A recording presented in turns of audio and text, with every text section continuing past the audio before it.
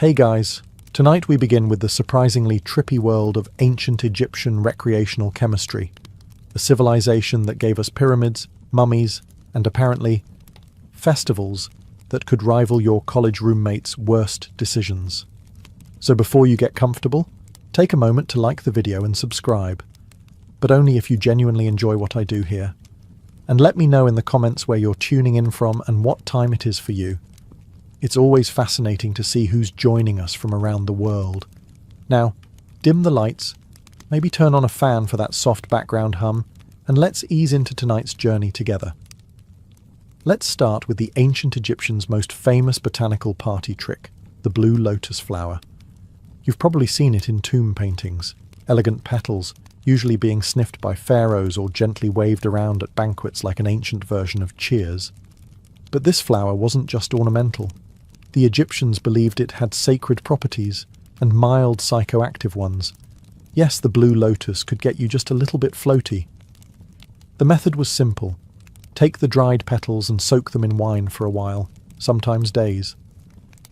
Then drink the infusion at festivals, ceremonies, or presumably, whenever you felt like tuning out the sound of 200 people chanting hymns at top volume. The result was a soft, dreamy euphoria. Not enough to make you forget your name, but enough to make pyramid building sound like a fun group project. Now, to be clear, the Egyptians didn't call it getting high. They called it communing with the gods. Blue lotus was strongly associated with rebirth and the sun god Ra, which made it perfect for temple rituals and funerary rites. Holding the flower to one's nose was a symbolic way of inhaling divinity. And, okay, maybe also a great way to take the edge off after a long day of ruling the Nile Valley. It was everywhere in art. Pharaohs are shown holding it. Party guests at banquets are passing it around like a floral peace pipe. And even mummies got decorated with it for the afterlife. The thinking seemed to be, if we're travelling to eternity, let's make sure we're stocked up. Practical. But the blue lotus wasn't just ceremonial. Festivals could get wild, and blue lotus-infused wine made the music louder, the dancing looser, and the hieroglyphic poetry marginally more profound. Imagine a crowd under the stars, sipping lotus wine, feeling as light as a papyrus reed in the breeze. For the ancient Egyptians, that was spiritual fulfillment, and also a very good night. There are religious holidays, and then there's the Feast of Drunkenness, the ancient Egyptian equivalent of saying, let's black out in honour of not dying. Subtle name? No. Accurate? Extremely. This annual celebration revolved around the goddess Hathor, who, according to myth, was once sent to punish humanity. But after a bloody spree that would make any disaster movie blush, the gods decided humanity had maybe learned its lesson. So they tricked her into drinking red beer that looked like blood. She passed out, woke up in a better mood, and just like that, mass extinction was narrowly avoided through alcohol poisoning. To commemorate this heroic hangover, Egyptians gathered once a year to get thoroughly obliterated. Not metaphorically, not spiritually. Literally. The goal was to drink until one entered a divine trance, which sounds poetic until you remember this often meant collapsing face first into a mud brick courtyard surrounded by strangers yelling praises between hiccups. The ritual began at dawn with music, clapping, and the ceremonial passing of drinks. Priests encouraged revelers to drink as much as your heart desires, which in this context was less of a blessing and more of a dare. Participants banged tambourines, danced in the streets, and reportedly saw the goddess, although whether that was Hathor or just the side of a clay jug is unclear. But this wasn't just chaos for chaos's sake. Well, mostly not. The idea was to honour the balance between destruction and joy, reminding everyone that even wrathful deities could be pacified with a strong enough brew. Think of it as theology meets keg stand, and importantly, this was sanctioned behaviour. There were no awkward conversations the next day about what happened in the sacred grove. Getting drunk was part of the job description. If anything, not passing out was suspicious. Why aren't you spiritually elevated, Khnumhotep? Do you hate the gods? Modern scholars have described the Feast of Drunkenness as a ritual of renewal. Participants purged their fears, inhibitions, and likely their stomach contents, all in one divinely authorized party. The next day, headaches, regret, possibly a new scar shaped like Anubis, but also spiritual cleansing. Forget everything you know about beer. Ancient Egyptian beer wasn't golden, bubbly, or anything remotely resembling a beverage you'd order at a bar. It was thick, porridge-like, and alarmingly opaque, served with the kind of consistency that would confuse both your bartender and your dentist. Beer, for the Egyptians, was not just a social drink, it was practically a food group. Made from partially baked loaves of emmer bread that were soaked in water, mashed, and fermented into a chunky slurry, it resembled a soupy oatmeal more than a refreshing ale. The technical term might be liquid bread, but let's not pretend this wasn't a bowl of carbs in denial. This beer was consumed by everyone: peasants, priests, children, scribes, and anyone else trying to survive in a world where desert heat, crocodiles, and public works projects were daily concerns. It was calorically dense, slightly intoxicating, and cheaper than anything else that didn't require chasing it down with a spear. And here's the twist: beer wasn't just for sustenance. It was often intentionally altered with herbs, spices, and other curious additives, especially during festivals or religious ceremonies. Want to commune with the gods? Add some mandrake? Want to forget the priest's speech about cosmic order? Toss in a little fermented date juice and hope for the best. Of course, hygiene was a concern, but beer had an answer for that too. Water could kill you, but beer had been boiled, fermented, and spiced. It was safer than the Nile, and often more reliable than your co-workers. In terms of strength, Egyptian beer ranged from mildly numbing to, I forgot how sandals work. While the alcohol content wasn't high by modern standards, the sheer quantity consumed made up for it.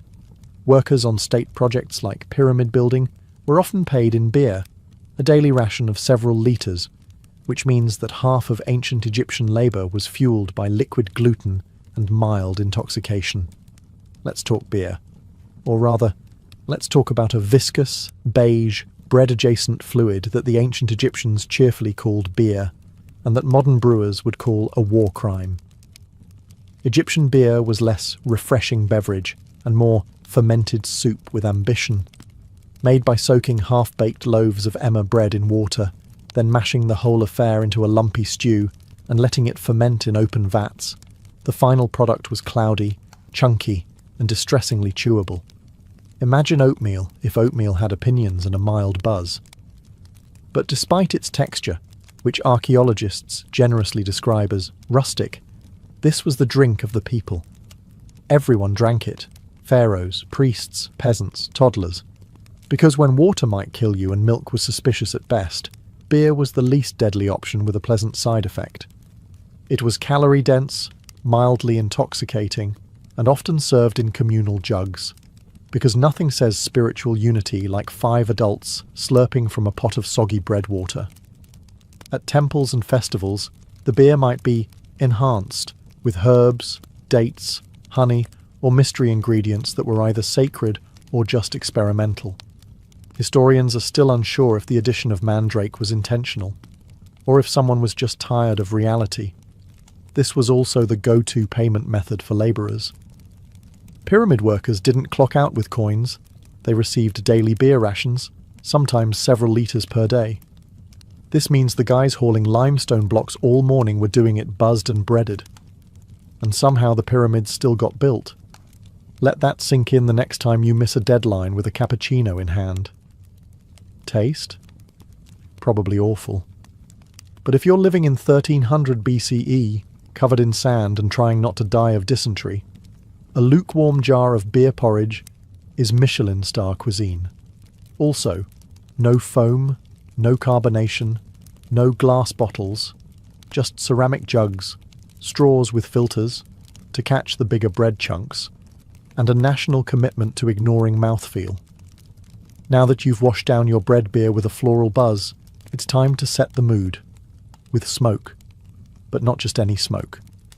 We're talking kaifi, the ancient Egyptian incense that made temples smell like divine bakeries and left everyone wondering if they were actually meditating or just very, very light-headed. Kaifi wasn't a quick hit of frankincense.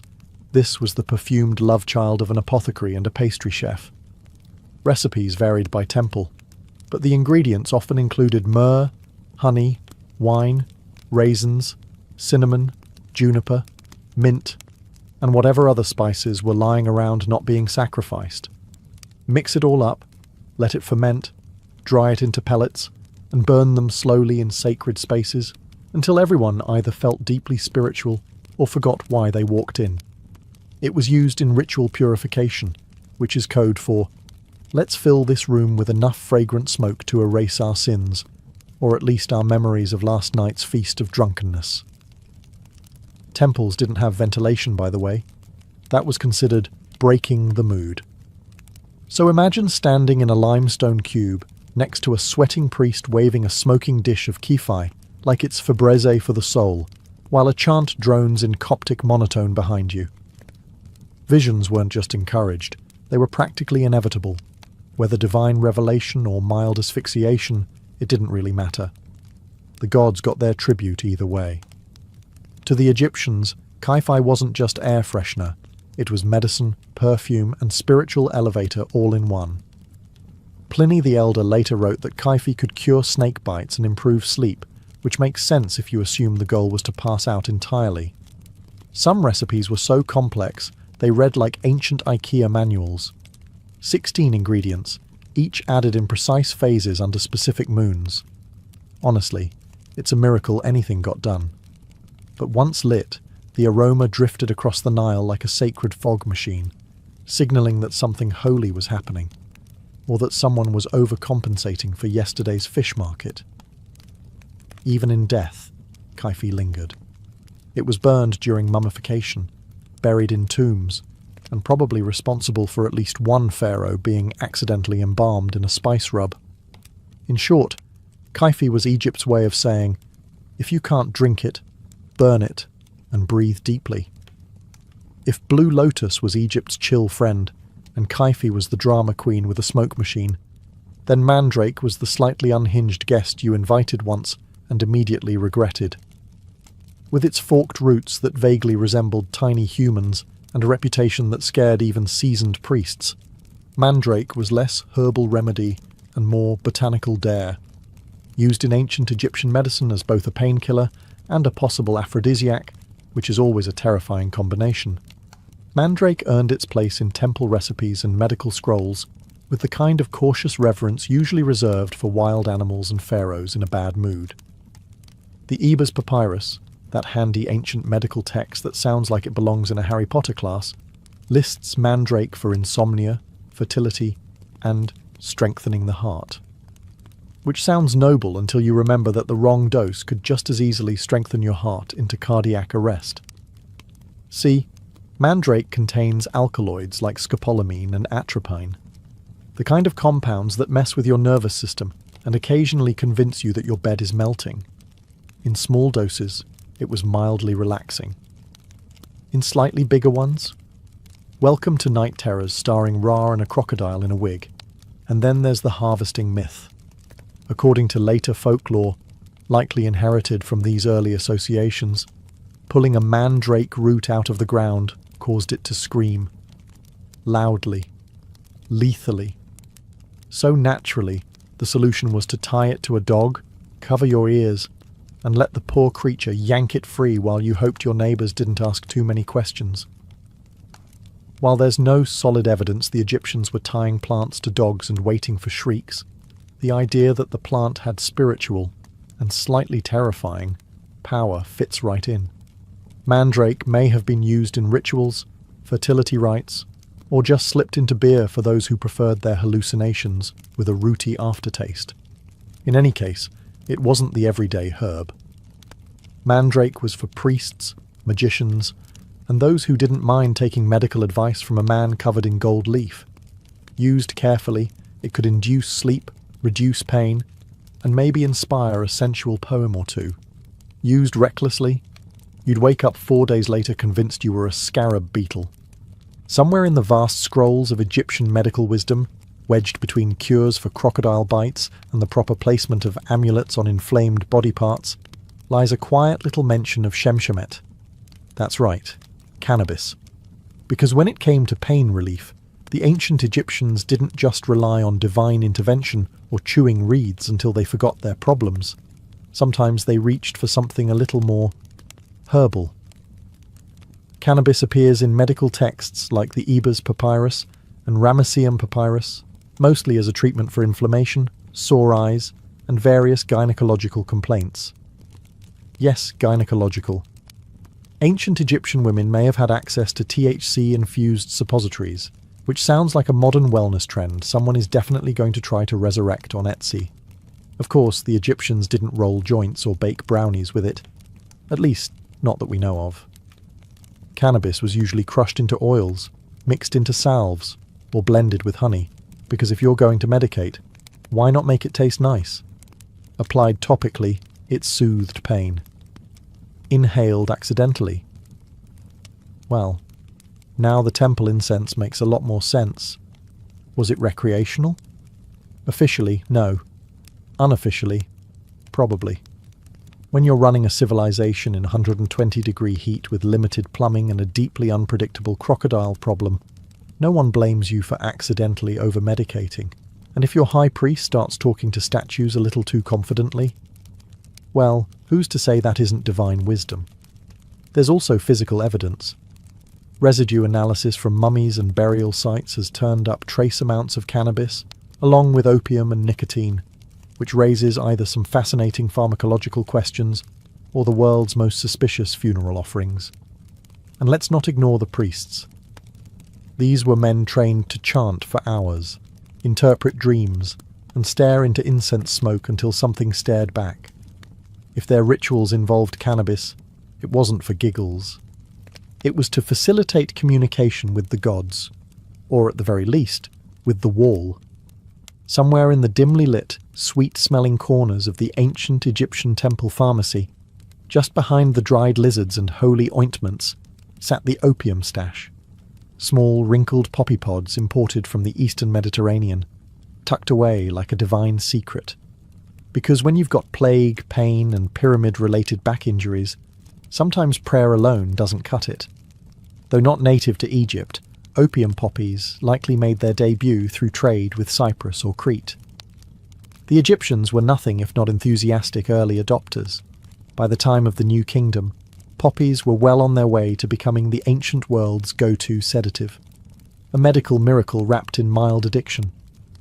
Opium didn't just dull pain. It smoothed over childbirth, calmed coughs, soothed gastrointestinal rage, and made temple chants about cosmic balance feel like they actually had a beat. Administered in drinks, pills, or occasionally as suppositories, because of course, it became the pharmaceutical equivalent of saying, "Shh, don't worry about it." Naturally, it found a home in the temple medicine cabinet, that sacred shelf where healing met holy mystery. Priests, doubling as physicians, administered it during rituals and serious treatments, probably while saying things like, "This will ease the divine tension in your spleen." Whether your god was angry or your molars were, opium could calm them both. The ancient texts don't call it opium directly, of course. That would be too helpful.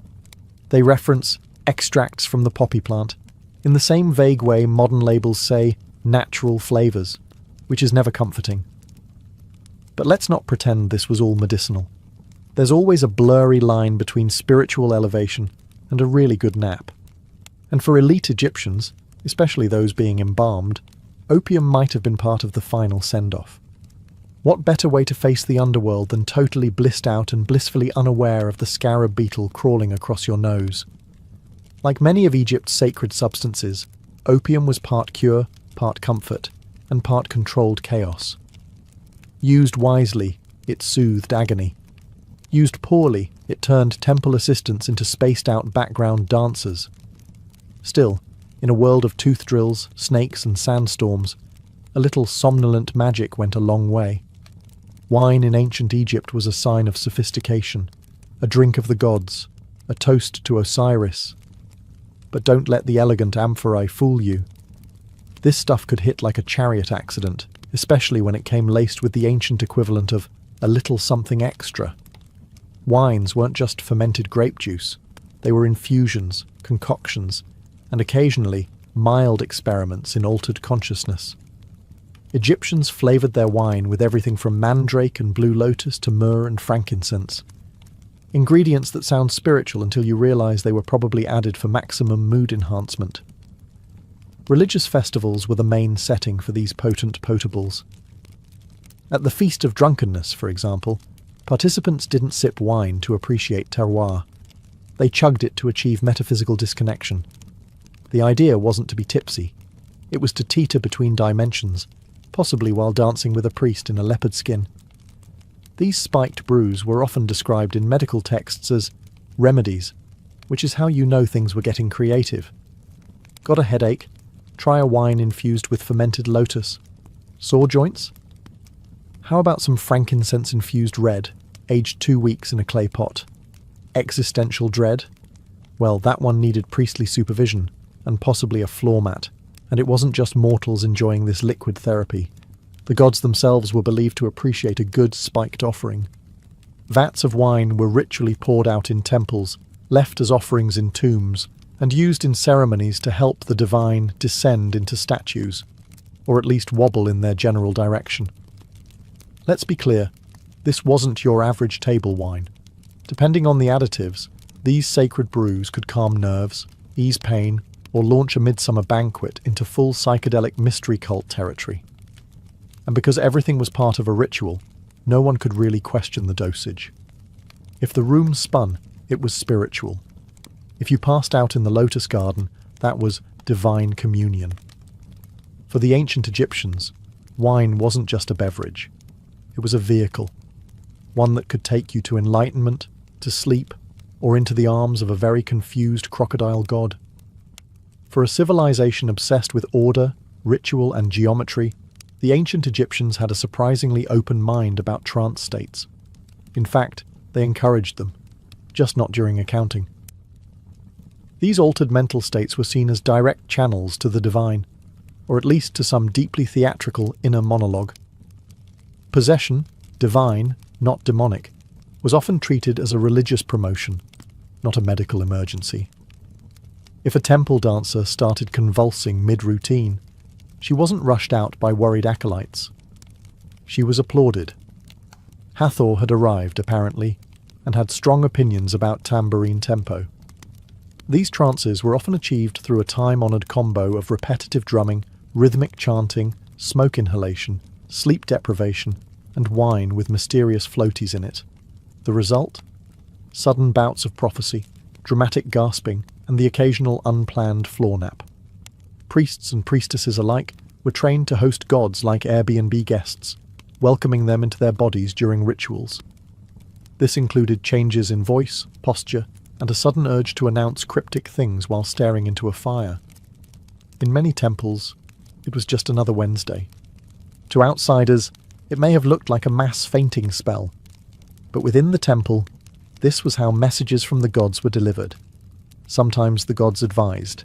Sometimes they scolded. Sometimes they demanded more cake offerings, which says a lot about ancient theology and ancient appetites. The trance wasn't always voluntary either. There are accounts of the afflicted being taken by deities, often accompanied by shouting, shaking, and suspicious amounts of incense. Whether these were actual divine messages or simply what happens when you inhale 4 hours of Kifi smoke next to a flaming brazier is still debated. Of course, once the trance ended, the possessed party returned to normal, often looking slightly disoriented and very sweaty. The ritual concluded with applause, a sip of sacred wine, and possibly a nap behind a pillar, while someone else mopped up the sanctified drool. To modern eyes, divine possession might look like performance art meets heatstroke. But to ancient Egyptians, it was the pinnacle of religious experience, the moment when the divine broke through the sandstone barrier of reality to drop a few cryptic life tips. You'd think death would be enough to stop someone from getting invited to a party. Not in ancient Egypt. The line between the living and the dead was more of a soft suggestion, like, don't swim after eating, or maybe don't chisel hieroglyphs drunk. Egyptians didn't just respect the dead, they actively included them in social plans. This wasn't metaphorical. Families visited tombs during festivals like the beautiful Feast of the Valley, lugging baskets of food, jugs of beer, and the general vibe of a tailgate party, if the tailgate was parked in a necropolis. They'd sit outside the tomb, eat, drink, and commune with the deceased, which usually meant talking to the wall and hoping Grandma appreciated the pickled fish. Many tombs had false doors, carved portals through which the dead could receive offerings. Whether this meant spiritually or just enjoying the smell from the other side is unclear. Either way, ancient Egyptians believed the dead could still enjoy food, drink, music, and a decent bit of gossip. So naturally, they threw them parties. Music was played, incense was burned, libations were poured. Sometimes the living got drunk enough to cry, confess secrets, or accidentally sit on sacred offerings. It was like a family reunion, only with fewer arguments and slightly more embalming fluid. These gatherings weren't just acts of remembrance. They were also mutually beneficial transactions. The living fed the dead. The dead, in theory, blessed the living in return. Good crops, protection, fewer nightmares involving hippos. Everyone won.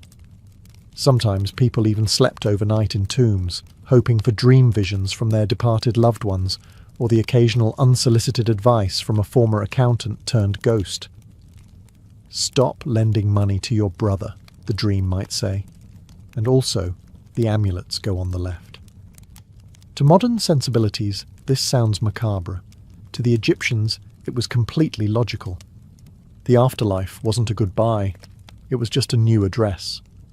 And if Great-Uncle Horemheb wanted to attend the party via divine osmosis through a stone wall, who were they to say no? For all the incense, holy trances, and sanctioned debauchery, ancient Egyptian revelry came with a price, and it usually arrived sometime around sunrise with a pounding headache and the vague memory of yelling at a statue. Yes, even in a world where Blue Lotus was medicine and beer was breakfast, the morning after hit just as hard. Archaeological texts are suspiciously quiet on the subject of hangovers, which is probably because no one was in the mood to write hieroglyphs when their head felt like it had been smited by Ra himself. But the evidence is there. Medical papyri describe pains of the head and recommend treatments involving herbs, honey, and sometimes just lying very still while pretending to commune with the gods. In more advanced cases, a ritual cleansing was recommended, which usually involved a priest, a bucket of cold Nile water, and possibly a stern lecture on moderation that no one remembered hearing. The real trick, of course, was plausible deniability. If you'd danced shirtless in the temple or passed out in a tomb alcove, you didn't say, "I overdid it." You said, "I was overcome by the divine." It wasn't a blackout. It was a mystical encounter with Hathor's laughter. Much more respectable. And for the truly unlucky. There was always purging. Not metaphorically. Literally. The Egyptians were fond of emetics.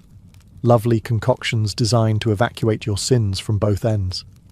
Imagine being handed a drink that tastes like regret, and being told, "This will restore your balance." Moments later, your balance is definitely gone. The priests, of course, fared better. They had training. They had ritual authority. And most importantly, they had people to carry them home. Meanwhile, common revelers woke up with lotus petals in their hair and sandal imprints on their faces, wondering whether they'd danced with a god or just someone very committed to the role. Still, no one swore off the next celebration, because spiritual enlightenment, as it turns out, is addictive, especially when it comes with beer, smoke, and a mild chance of falling into a trance and yelling your neighbour's secrets in front of a statue. When ancient Egyptians prepared for death, they didn't just pack linens and a decent eulogy. They packed snacks and drugs and possibly a backup stash, just in case eternity got boring. Because if you thought the partying stopped after your heart was weighed, think again. It just moved underground. Tombs weren't silent, solemn places. They were carefully curated starter homes for the soul, complete with food, booze, and mood-enhancing herbal arrangements. Mummies were entombed with blue lotus petals, wine jugs, incense cones, and the occasional sealed mystery jar, which archaeologists now eye with both reverence and mild suspicion. Take Tutankhamun, for example. When Howard Carter cracked open his tomb, he didn't just find gold and furniture. He found wine, oils, herbs, and what can only be described as the ancient Egyptian version of a wellness kit. If a modern influencer were buried today, it would look disturbingly similar, minus the canopic jars. This wasn't just luxury, it was strategic. The soul, or Ba, if you're fancy, needed nourishment and stimulation in the afterlife. Eternal bliss wasn't going to maintain itself after all.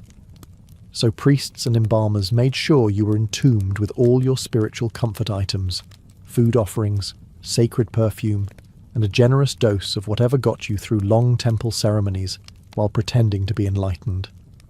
Some tombs even include instructions to the dead on how to prepare and enjoy these items in the afterlife. It's not enough to carry blue lotus into eternity. Apparently, you also needed directions in case divine short-term memory was a thing. And let's not forget the opening of the mouth ritual, which was supposed to let the dead eat, speak, and, let's be honest, sip that sacred fermented beverage with proper technique. Because it's hard to toast Osiris with a closed jaw. All of this tells us one very clear thing. The ancient Egyptians did not separate pleasure from piety. If something brought them closer to the gods in life, even if it was a psychoactive flower soaked in wine, it belonged in the tomb, along with your amulets, your linen headrest, and possibly a starter pack of dreams. Ancient Egypt gave the world pyramids, mummies, and eyeliner that could block out the sun. But it also perfected an unspoken truth of civilization. Sometimes the people running things are just high enough to think it's going well. Officially, the pharaoh was the earthly embodiment of Horus, chosen by the gods to maintain Ma'at, cosmic order. Unofficially, temple priests had the keys to the sacred stash, the incense budget, and the daily schedule of who gets to chant next to a burning bush of Kai-Fi until they pass out. The religious elite weren't just spiritual guides. They were state-sanctioned pharmacists, supplying the population with everything from calming ointments to full-blown psychedelic experiences disguised as Holy Communion. If it smelled strong, tingled on contact, or made you speak in metaphor for 3 days, it probably came out of the priesthood's apothecary. And while pharaohs wore the crowns, it was the priests who knew how to blend mandrake with wine and not kill anyone. This gave them an enormous amount of soft power. Not just in healing and ritual, but in managing the emotional and mystical tone of society. You didn't ask, what's going on with the harvest? You asked, what did the high priest see in his trance last night? Spoiler, it was usually a falcon and a lot of swirling gold light. Let's not forget the economic side. The temples were landowners, employers, and massive centers of drug production. Blue lotus didn't grow itself. Someone had to harvest it, dry it, ferment it, and whisper to it in sacred verse.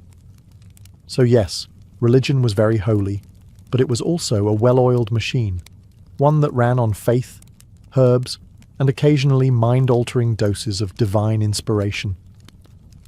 In many ways, the question of who ruled Egypt was less about crowns and more about who controlled the incense burners. Because if the gods spoke through visions, and the visions came after a priest sniffed something pungent in a sealed chamber, well, you do the math. In theory, ancient Egypt was all about balance, justice, and order.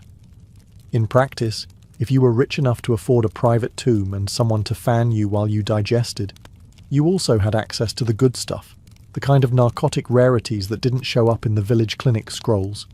Make no mistake, ancient Egyptian society was a hierarchy, and mind-altering substances followed the same rules as everything else. Pharaoh at the top, goat herder at the bottom, and everyone else politely sniffing dried flowers and pretending it was enough. While commoners got barley beer, and maybe a whiff of temple incense if they leaned close enough. The elite were bathing in blue lotus oil and sipping spiked pomegranate wine out of gold-rimmed chalices. Some of the more potent substances, mandrake, Kai-Fi blends laced with opium, imported cannabis resins, were likely restricted to ritual or medical use, which just happened to align perfectly with the daily schedules of court officials and high priests. Funny how that worked out. Take Pharaoh himself. The divine ruler of Upper and Lower Egypt couldn't be expected to process the metaphysical weight of ruling without a little help from the sacred pharmacopoeia.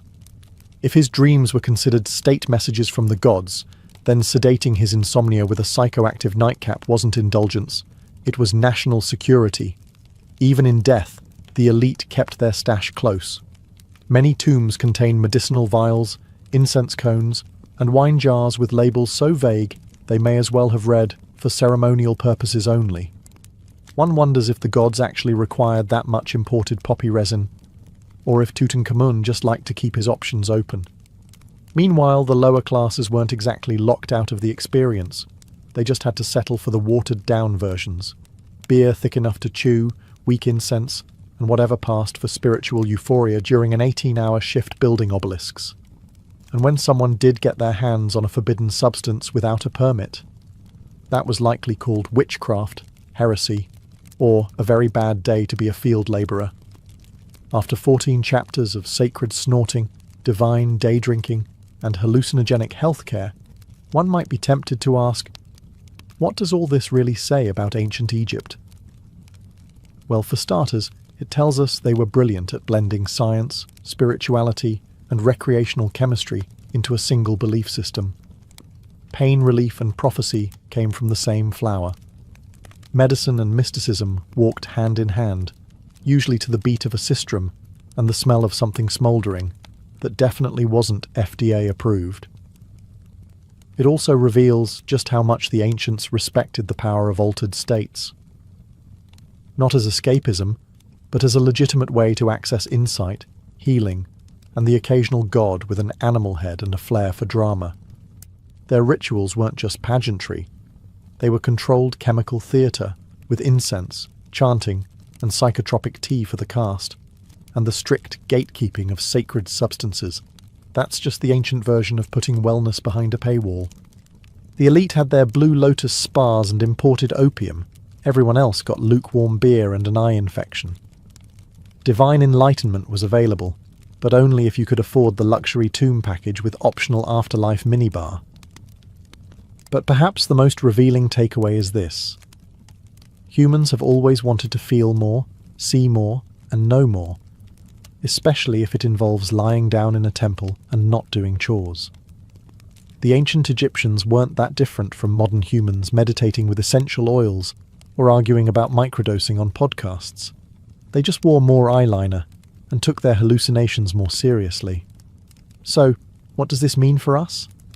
Well, maybe that our ancestors weren't primitive drug enthusiasts or eccentric spiritualists.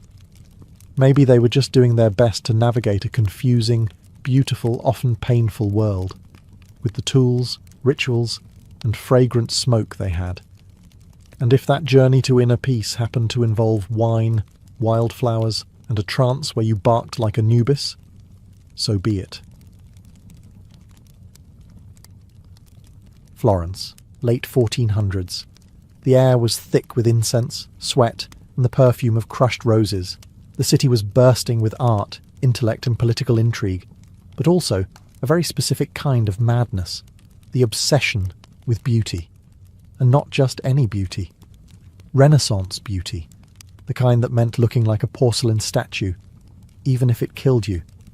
Enter Sarasa, a luxurious, silky white face paint made from, you guessed it, lead. Yes, actual lead. Women across Florence, Venice, and beyond smeared this shimmering poison across their cheeks, foreheads, and décolletage to achieve that ultra-pale, ethereal look. Because in a world where tan skin meant labouring under the sun like a peasant, looking like a walking cadaver was the ultimate flex. But this wasn't just a light dusting of powder. No, Sarusa was layered on like Venetian stucco. Some women went so far as to sleep in it, refusing to wash their faces, allowing the toxic compound to literally soak into their skin. The result? A radiant, ghostly glow, right up until the sores appeared, and when they did, they just applied more lead to cover them. You know, like a Renaissance band-aid. One that guaranteed the wound would never heal. If the lead didn't get you, the mercury might. Used to treat blemishes and fade sunspots, mercury was another charming element in the Renaissance beauty arsenal. Combine that with arsenic-based tonics and vinegar face baths, and you had a full-blown chemical warfare routine, marketed as elegance. And let's not forget the classism baked into every powdered pore. Noblewomen wanted their skin to look untouched by sunlight or hardship, so the paler, the better, even if it made them anemic, delirious, or eventually dead. Looking divine came at a divine cost. But perhaps the most ironic part: the women who could afford all this toxic luxury also had access to imported perfumes from the Orient, rosewater distillations and camphor-laced tonics. They literally smelled like angels while their skin peeled off in sheets. If you had a functioning pair of eyebrows in Renaissance Florence, you clearly weren't trying hard enough. In the never-ending quest to resemble a Botticelli painting or a particularly fashionable egg, Renaissance women plucked their hairlines and eyebrows into oblivion. A high, rounded forehead was considered the epitome of beauty. The higher your forehead, the more noble and intelligent you appeared. So women willingly yanked out rows of hair from their brows and along their hairline with tweezers, rough cloth, or even seashells. This wasn't a one-time affair. It was routine maintenance, a weekly ritual of pain and precision. For stubborn hairs, women rubbed in concoctions made from walnut oil or cat dung, yes, cat dung, to thin the regrowth. Some even scorched stray hairs off with candle flames, because nothing says grace and refinement like lighting your face on fire. Eyebrows, thin, arched and barely visible, if at all. A truly sophisticated woman had no visible brows. Instead, a soft shadow or trace was painted in later, often with burnt cork or powdered charcoal, which sounds elegant until you realise it smeared terribly in the Florentine heat. Imagine your eyebrows slowly dripping down your cheeks during Mass. Divine. Meanwhile, body hair was seen as animalistic and unclean. Women removed it with a paste made from vinegar, quicklime and arsenic, another charming blend. The mixture burned, but hey, it left the skin smooth. Until it didn't. And the scalp? Hair was gathered up into tight, rigid styles, often braided and padded with false hair made from wool, horsehair, or someone else's actual hair. Sometimes hairpieces were soaked in lye and bleached to match the fashionable golden hue of the season. If it didn't match, no worries. Just wear a cap over it and pretend it did. Renaissance problem-solving at its finest. The irony? All this hair removal and sculpting was done without mirrors. That's right, mirrors were rare and expensive. Most women styled themselves by feel, with help from servants, so your maid better have steady hands and zero passive aggression. One wrong move, and your widow's peak becomes a monk's tonsure. Renaissance beauty was less about natural charm, and more about strategic subtraction. Remove the brows, remove the hairline, remove common sense, all in the name of elegance. Once the face had been thoroughly powdered, plucked and poisoned, it was time to move on to the body, specifically squeezing it into shapes the human ribcage had no business aspiring to. Enter the Renaissance corset, equal parts fashion statement and orthopedic trauma. Renaissance corsets weren't quite the wasp-waisted death traps of later centuries, but they still meant business. Known as stays or bodies, these early versions were designed to flatten the torso, not cinch it. The goal was to create a smooth, rigid canvas that emphasized the bust and elongated the silhouette. Because what's sexier than looking like a very elegant plank? The stiffening materials? Whalebone if you were rich, reeds or pasteboard if you weren't. All of it sewn into linen and laced tightly across the back. Getting into one required assistance, determination, and a surprising tolerance for losing peripheral vision. A fully dressed noblewoman was essentially an armoured artichoke, layered, spiked, and strangely delicate. And corsets weren't just about looks, they were moral statements. A straight, upright posture indicated inner virtue. Slouching, on the other hand, suggested moral laxity and possibly demonic possession. So if you were a well-bred lady, you stood straight, walked stiffly, and breathed in short, shallow gasps. Bonus points if you fainted gracefully in public. That just meant you were doing it right. Underneath, linen chemises helped absorb sweat, because newsflash, Florence in summer was not a place for heavy fabrics and no airflow. But elegance came first. Comfort came never. And yet, despite the discomfort, corsets had one major benefit. They held everything in place. Unlike modern bras that pretend to offer support while staging a quiet rebellion by noon, Renaissance stays offered the kind of structural reinforcement usually reserved for bridges. You could run, dance, or survive a fainting spell without anything shifting an inch. Of course, not everyone could afford such architectural fashion. Working-class women went without stays, favouring looser bodices and more breathable materials. But among the elite, corsets were essential. You weren't fully dressed without one, just tragically undone. The worst part? You had to eat while wearing one. Which brings us to the next Renaissance fashion paradox: feasting like royalty, while trying not to split a seam or collapse from restricted airflow. In Renaissance Italy, beauty wasn't just skin deep. It extended all the way to the dinner table, where fashion and food had an uneasy relationship.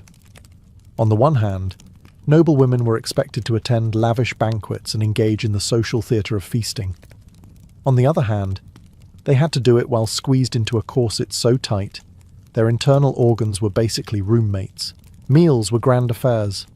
Tables groaned under the weight of roasted peacock, marzipan sculptures, and gilded fruit. But for upper-class women, actually eating was a delicate performance. You could nibble, you could sip, but you absolutely could not unhinge your jaw and go to town on a goose leg. That would have been barbaric, and potentially dangerous given the boning in your bodice.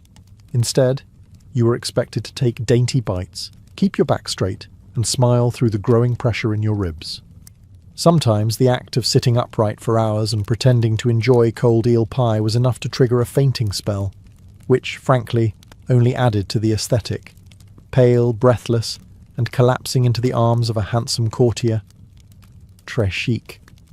Of course, this polite self-starvation had limits. Many noblewomen were secretly ravenous by the time they reached their private chambers, where they could finally remove the corset and devour a hidden stash of sweetmeats or leftover cheese. Yes, even Renaissance beauty queens had midnight snacks. They just couldn't admit it. And there were rules even for those. Certain foods were believed to affect the complexion. Cucumbers were discouraged. They made the skin watery. Wine was encouraged. It flushed the cheeks with colour. Some ladies even drank vinegar tonics to stay trim, because nothing says high fashion like ruining your gut lining. There was also the matter of digestion. In a corset, your stomach had nowhere to go. Women had to pace their eating carefully, or risk indigestion, bloating, or, God forbid, a very unladylike burp. The horror. So while men got to recline, drink heavily, and argue about Dante, women mastered the art of elegant restraint, eating just enough to seem sociable, but never enough to ruin the line of their gown. Once the face was painted, the hair plucked, the corset tightened, and the food politely nibbled, it was time to smell expensive. In Renaissance Florence, your scent wasn't just a finishing touch, it was a social weapon. A noblewoman's fragrance was as carefully curated as her lineage, and failing to smell like imported luxury was basically a scandal. The Renaissance nose had standards. Common folk might reek of garlic, goat, and existential dread, but the elite, they wafted through salons and basilicas trailing clouds of rosewater, musk, ambergris, and exotic spices. If you walked past a duchess and didn't feel mildly intoxicated by her scent, she wasn't trying hard enough. perfume was big business. Italy, especially Venice, was the European hub for distillation, but the most coveted ingredients came from farther afield. Frankincense from Arabia, myrrh from Ethiopia, cinnamon from Ceylon, and ambergris, a waxy, oddly pleasant-smelling substance from the intestines of sperm whales. It was outrageously expensive and wildly fashionable. Basically the Renaissance equivalent of dabbing yourself with designer whale bath. These perfumes weren't just for pulse points. They were soaked into gloves, stitched into dress linings, and sprayed onto handkerchiefs that ladies would flutter dramatically whenever someone less hygienic came too close, which was often. Streets were filthy. People bathed irregularly. Perfume wasn't a luxury, it was armour. And for the ambitious beauty, scent layering was essential. First came the scented bath, usually a rinse of rosewater or camphor, then a dusting of crushed violet petals, followed by an oil rubbed into the temples or wrists, and finally a heavy mist of whatever concoction your apothecary swore would make men weep and rivals faint. Some even wore pomanders, delicate perforated orbs filled with aromatic herbs, around the neck or waist. Others dangled them from their belts, like olfactory warning bells. Approach with caution. I smell of cinnamon and judgment. But these potions weren't always benign. Some perfumes contained turpentine, or tinctures so strong they could trigger headaches, nausea, or fainting. One wrong blend and you went from seductive to insufferable. Still, the right fragrance could open doors, or at least noses. A woman who smelled divine had power. Power to entrance, distract, or just to survive a crowd of unwashed poets. If Renaissance beauty was a battlefield, then fashion was the armour, and Florence was its glittering war zone. The fabric you wore didn't just say something about you, it screamed, it sang. It flounced down the street declaring your family's wealth, your husband's rank, and whether or not you had any shame in bankrupting him for a sleeve. Velvet was the crown jewel. Imported, dyed and woven with the kind of care usually reserved for saints' relics, velvet was thick, heavy, and absurdly expensive. Wearing it in summer? A true power move. You were hot, yes, but you were important. Then came brocade. Not content with mere colour, brocade brought patterns into the picture. Lions, vines, even entire religious scenes woven in gold thread. And we're not talking about subtle accents. These were gowns that could double as altarpieces. The more intricate the design, the more time and money it took, which meant the more smugly you could nod at other women's inferior sleeves. Sleeves, by the way, were detachable. A practical feature turned competitive sport. Wealthy women owned entire wardrobes of sleeves to mix and match, flaunting them like today's designer handbags. Embroidered, puffed, slashed, pearl-encrusted. Some sleeves were so elaborate they needed their own storage system. And occasionally, their own servants. Colours were coded too. Deep blues and crimsons were made with rare dyes, like lapis lazuli and cochineal. Pigments so expensive they were locked away like treasure.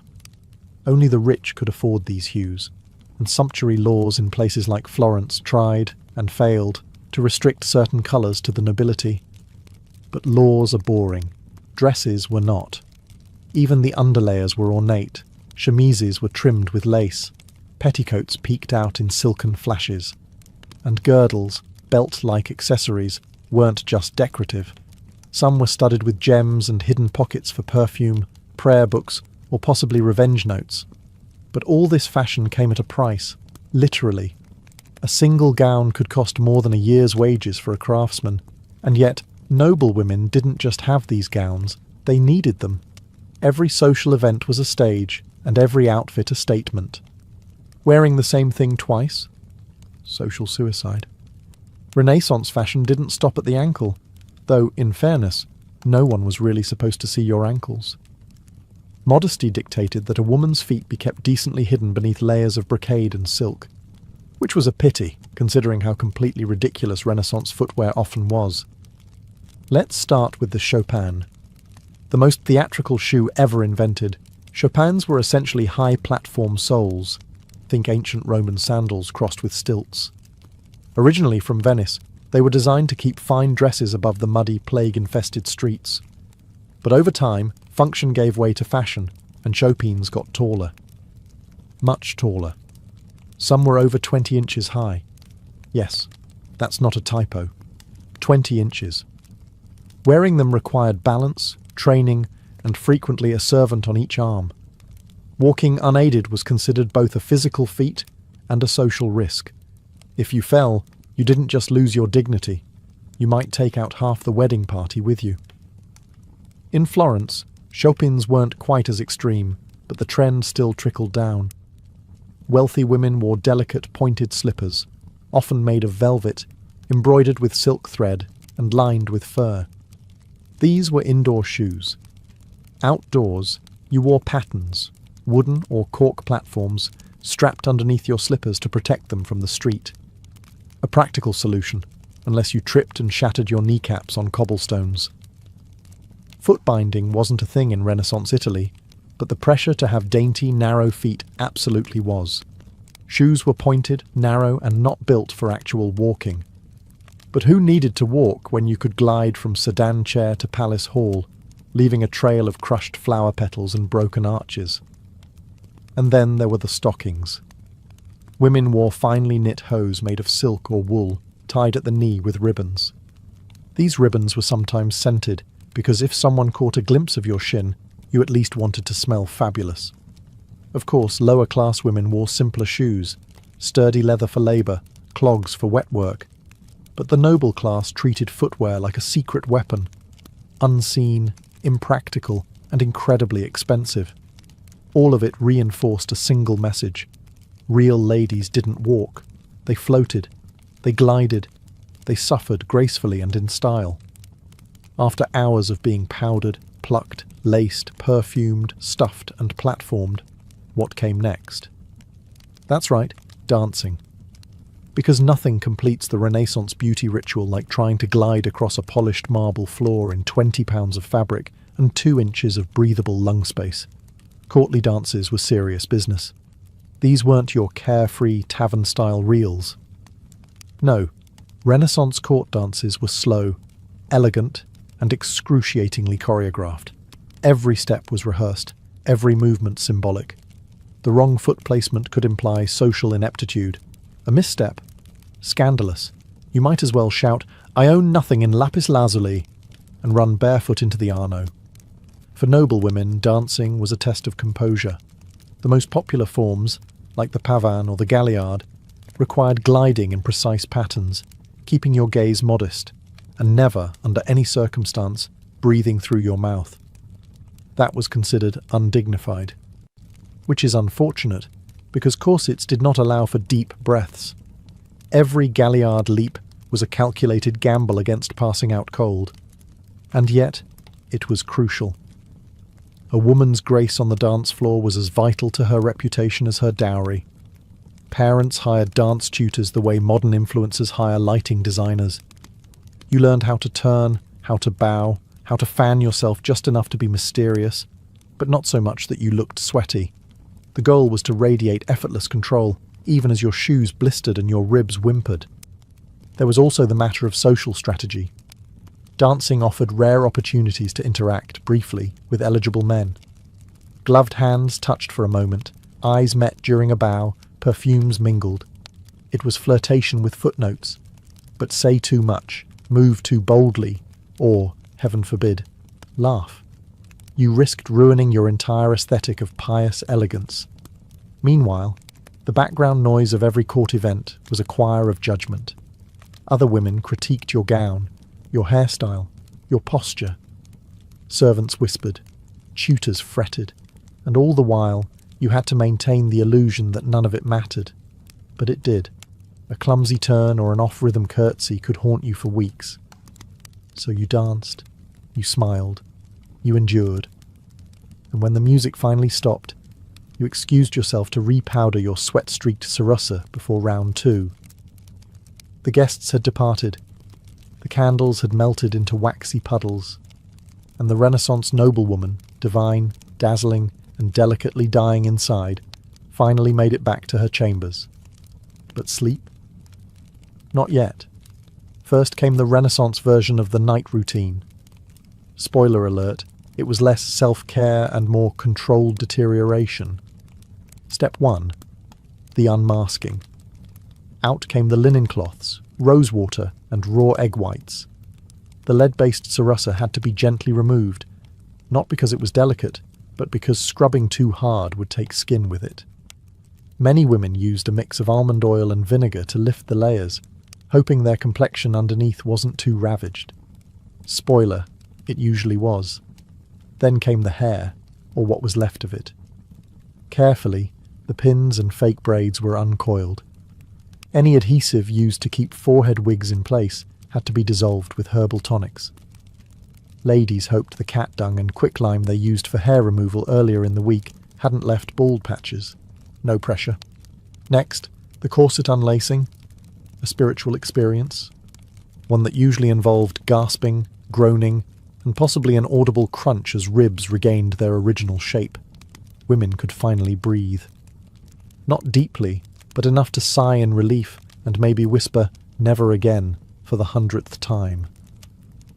The feet were peeled out of slippers, revealing the crushed remains of what used to be toes. If you were lucky, your servant brought a basin of warm water with lavender or rosemary to soak them. If not, you just stared at your feet and wondered if you'd ever feel joy again. Finally, you were rubbed down with sweet oils, or, if you were particularly devout or paranoid, an alchemical tonic promising to preserve your youth. Never mind that it smelled like old copper and probably contained powdered beetles. Beauty is pain. Also possibly pestilence. And then, at last, the candle was blown out. Not with a huff, still too improper, but a delicate puff, like you were apologizing to the flame. You lay back, hairline 2 inches farther back than it was last year, skin slightly more ghostly than the day before, lungs recovering from corset trauma. But tomorrow, you'd do it all again. Because in Renaissance Florence, beauty wasn't just a look, it was a lifestyle. A full-time, high-stakes performance with no intermission. And the audience? Everyone. Before Irizumi became linked to crime syndicates and back-alley parlours, tattoos in Japan carried a far more complex and layered identity, one deeply rooted in honour, mythology, and labour. Long before the Edo period, Japanese tattoos were used as punitive marks, burned or etched into criminals' faces and arms to permanently brand them as outcasts. But by the 1600s, these crude symbols had evolved into something far more intricate, something closer to art, devotion, and even spiritual armour. In Edo Japan, society was rigidly structured. Class divisions were clear. Samurai had swords, merchants had rules. Everyone else? They had restrictions. The Tokugawa shogunate enforced strict codes on dress and behaviour, especially for the lower classes. Ornate robes, luxurious fabrics, and flashy jewellery were reserved for the elite. But human nature always finds a loophole. For the common man, especially labourers, firemen, and gamblers, tattoos became a way to reclaim beauty, status, and identity. If you couldn't wear brocade on the outside, why not wear it on your skin? And so, full-body tattoos flourished underground, hidden beneath plain work clothes but revealed in bathhouses, festivals, and moments of intimacy. These weren't random designs. They were stories. Sleeves of swirling dragons, bodysuits of phoenixes, koi fish, cherry blossoms, Buddhist deities, and folkloric heroes. Each tattoo carried meaning. A koi swimming upstream symbolized perseverance. A dragon on the back meant power and protection. These motifs weren't chosen on a whim. They were earned, sometimes one painful inch at a time, and the process was brutal. There were no machines, no antiseptic creams. Artists, called horishi, used wooden handles and steel needles to hand-poke ink beneath the skin. The ink was often mixed with charcoal or natural pigments, hammered in using rhythmic strikes. Sessions lasted hours, full bodysuits could take years, but the result? a living mural that turned skin into storytelling. Yet, despite their cultural richness, tattoos remained illegal for much of the Edo period. Authorities viewed them as signs of disorder, deviance, or wastefulness. And so, the art of irezumi thrived in the shadows, respected by some, feared by others, and completely invisible to the ruling elite. In Edo period Japan, where wooden buildings were packed like kindling and open flames lit every lantern, fires were constant and devastating.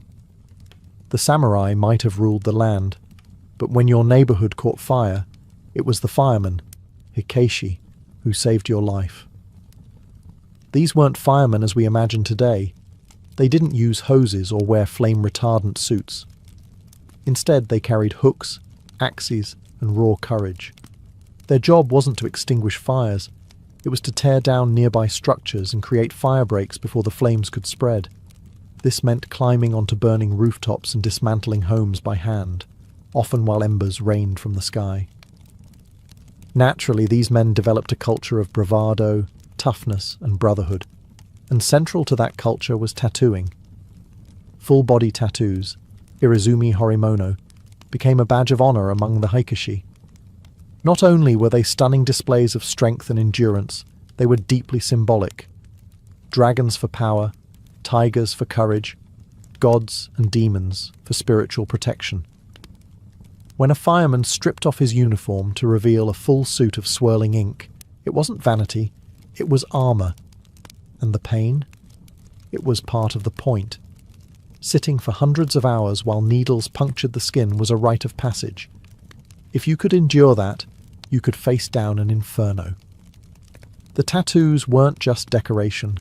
They were proof of fearlessness, commitment, and pain endured for the good of the group. Some crews even shared themes with all members sporting similar motifs to reflect unity. You'd see entire teams marked with identical dragons across their backs, or coordinated waves and blossoms swirling down their arms. This wasn't gang behavior. It was solidarity, brotherhood forged through smoke and fire. But it wasn't legal. Tattoos were still frowned upon by the authorities, seen as vulgar or wasteful, especially for public servants. So the Hikeishi wore their ink beneath their clothes, only revealed in private bathhouses or celebratory festivals, where their role as local heroes gave them a pass, at least temporarily. Ironically, these same men were admired in their neighborhoods and feared by the elite. Their tattoos were marks of danger to some, of devotion to others. Beyond the fire brigades and labor crews, another group embraced the painful elegance of irezumi, the gamblers, rogues, and thrill-seekers of Edo's underground. These were the drifters of the ukiyo, the floating world, a term that described both the pleasure quarters and the transient nature of existence itself. And in that fleeting world, tattoos were a language of risk, identity, and rebellion. Many of these men were bakuto, professional gamblers who roamed the country with dice, cards, and an uncanny ability to separate samurai from their stipends. While the bakuto had no formal organization at first, they lived by their own codes of loyalty, honor, and toughness. In a society that relegated them to the fringes, tattoos became a way to reclaim dignity, to turn a marginal life into one of meaning, one needle prick at a time. Their tattoos were bold, provocative, and unapologetically visible in the right settings. Peonies, fierce warriors, gods of fortune, and snakes slithered across their torsos. These weren't the quiet, contemplative inkings of monks or the civic pride of firemen. These were power statements. Visual declarations that said, "I don't follow your rules, I live by my own." Many designs referenced famous characters from Japanese folklore and kabuki theatre, heroes like Sakata Kintoki, Minamoto no Yoshitsune, or even mythical rebels who challenged authority. The more outrageous the figure, the more admired the tattoo. It wasn't just skin-deep symbolism. It was branding in a society where no one handed you a name unless you fought for it. And yet, despite their outsider status, these men were crucial to the underground economy. They lent money, maintained order in red-light districts, and developed early proto-Yakuza structures. Their tattoos became both a badge and a warning: loyalty within, danger without. Tattooing shops flourished in this world, not always marked with signs, but known through whispers and connections. The horishi became revered figures, their work whispered about in bathhouses and behind sake counters. To be inked by a famous master was an honor. To endure the hours of stabbing pain, a show of grit. For gamblers and rogues, Irezumi was more than art. It was an identity carved in pain, proudly worn in a world that had no place for them. Though tattooing in Edo Japan is often portrayed as a masculine tradition of labourers, firefighters and gamblers, women also left their mark, sometimes quite literally, on this hidden world of ink. While rarely documented in official records, female tattoos existed quietly, tenderly, and rebelliously beneath the layers of silk and propriety. In many cases, these tattoos were intimate, romantic, personal. Unlike the large mythological bodysuits of their male counterparts, women's tattoos were often smaller, discreet, and emotionally charged. Lovers would tattoo each other's names on hidden parts of their bodies, inside the upper arm, on the inner thigh, near the collarbone. A gesture known as Irezumi Chobun, love tattoos. A popular phrase inked onto women's skin was Inochi Azukemasu, meaning, I entrust you with my life. It was more than a vow. It was a declaration of emotional surrender, written in pain. Men sometimes carried similar inscriptions, showing mutual commitment beyond what any formal wedding could offer. This kind of tattooing was especially common among lovers in the ukiyo, the floating world of pleasure districts where courtesans and geisha reigned. Among high-ranking courtesans, tattoos were sometimes a tool of seduction, a small teasing mark, visible only when a robe slipped just right, became part of the mystique. It gave the illusion of intimacy, as if a client was seeing something forbidden. In reality, the tattoo may have been shared with dozens of clients, each believing it was a private secret. In other cases, tattoos signified heartbreak or betrayal. A courtesan might burn or slash a name tattooed on her body after a lover abandoned her, turning passion into scarred testimony. Some even covered these names with new ink, dragons swallowing letters, waves washing away memories. But for women outside the pleasure quarters, tattoos could also be acts of quiet rebellion. Peasant women, fisher women, or wives of tattooed men sometimes followed suit, inspired by the artistry or solidarity.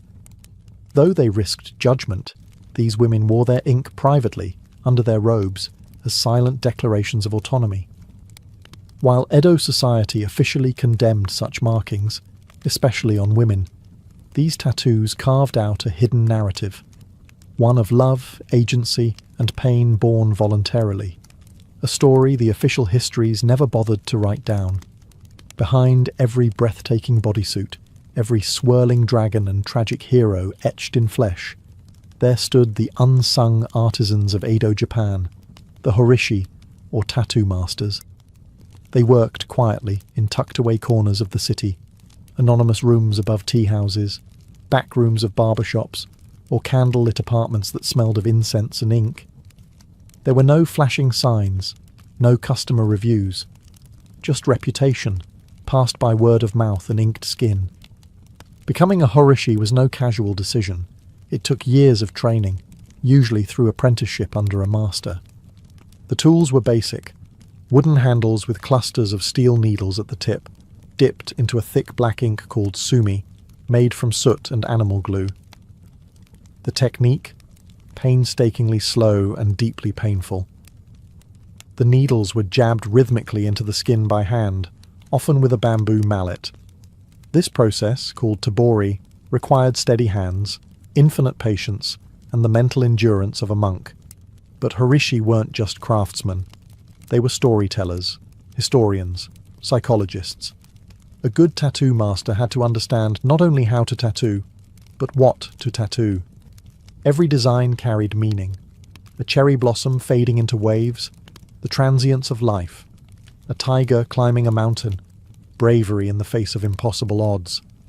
The client might bring a request, but the horishi would decide the placement, the balance, the soul of the piece.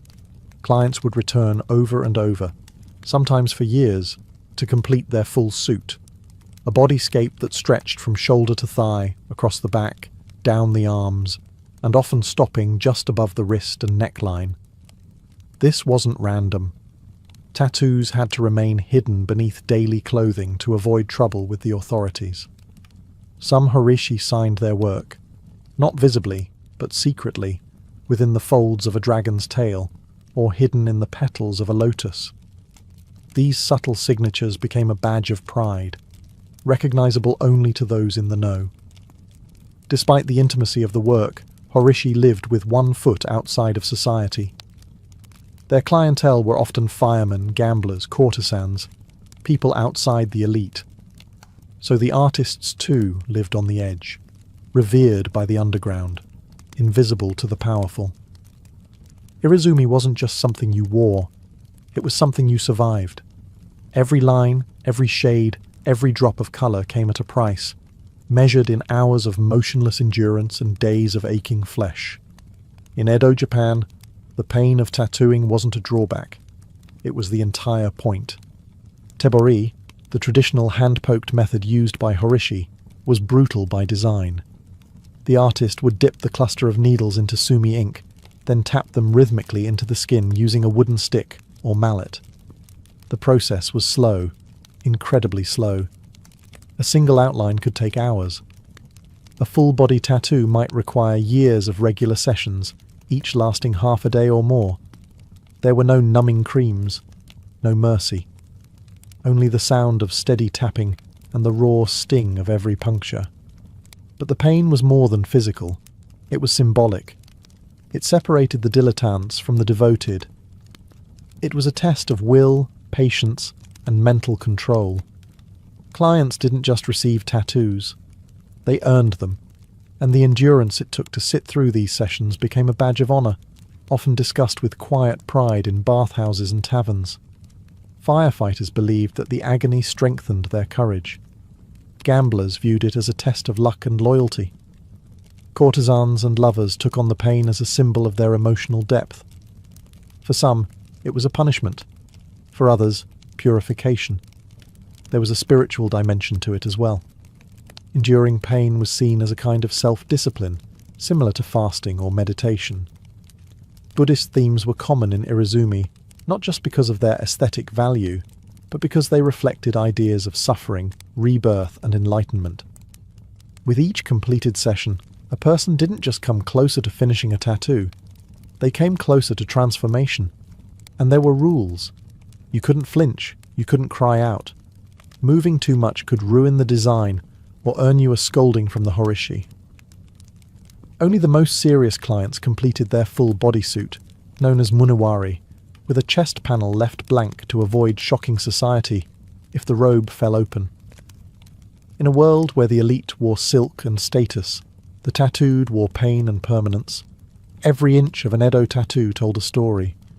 These weren't random designs picked from a menu, they were mythologies mapped onto the body. Carefully chosen symbols, each one with layered meanings, encoded in swirling ink that stretched from shoulder to ankle. For the tattooed in Edo, Japan, the body became a canvas of personal folklore. Take the koi fish, for example. It wasn't just decorative. A koi swimming upstream represented strength, determination, and the willingness to face impossible odds. According to legend, a koi that reached the top of the waterfall became a dragon. It was the perfect metaphor for a man trying to climb his way out of the lower classes, to prove something the world refused to see. Dragons were everywhere, but they weren't the fire-breathing monsters of Western myth. They were protectors, spiritual guardians, powerful, wise, and deeply tied to the forces of nature. A dragon coiling across the back wasn't meant to intimidate, it was meant to shield, a constant, unseen presence between your skin and the world. Peonies symbolized bravery with a touch of elegance, tigers stood for ferocity and resolve, waves meant life's unpredictability, demons and ghosts, warnings, cautionary tales inked into the flesh as reminders of the dangers lurking in both the physical and spiritual world. Many tattoos depicted full scenes from Chinese and Japanese folklore, battles, betrayals, divine interventions. Popular subjects included the Suikoden, a Chinese epic about 108 outlaw heroes. These stories resonated with the tattooed class: rebels, protectors, misfits who didn't quite fit into the samurai ideal, but still lived by a code. Buddhist deities were common too, particularly the wrathful ones, figures like Fudo Myu, the immovable protector. With sword in one hand and rope in the other, he bound demons and cut through ignorance. Having him tattooed on your back was like carrying a spiritual bodyguard, one who didn't mind getting violent when necessary. But not all meanings were universal. A tattoo's placement, size, and direction all mattered. A tiger climbing upward might mean ambition. Downward could suggest a warning. Even the order of when each section was tattooed said something about your journey. These symbols were sacred, private, and powerful. And in a society where words could betray you, tattoos became the most honest form of expression. As the Edo period progressed, the vibrant underground culture of Irizumi, once a secret code of honor among laborers, firemen, and gamblers, began to collide head-on with shifting social attitudes and rising paranoia from the ruling class. What was once admired in hidden bathhouses and tea houses slowly became associated with crime, deviance, and dishonor. The turning point came when the government began tightening its grip on public behavior. Tattooing, already unofficially frowned upon, started to take on a more dangerous reputation, especially as it became more visible among the bakuto, or gamblers, and other criminal groups who would eventually give rise to the modern yakuza. These men were often the only ones bold enough to wear full bodysuits openly, and as they became more organized, so did the stigma attached to their ink. Ironically, many of these same criminals had begun as outcasts from society, men who wore tattoos not to provoke fear, but to reclaim identity. But once crime syndicates began using tattoos to mark membership, territory, and loyalty, public perception shifted. The police didn't care whether your dragon symbolized courage or your koi fish meant perseverance.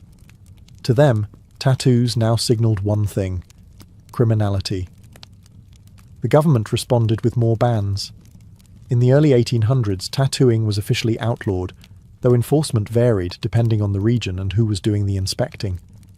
Still, tattoo parlors went deeper underground. Horishi had to work in secret. Clients booked sessions through coded language.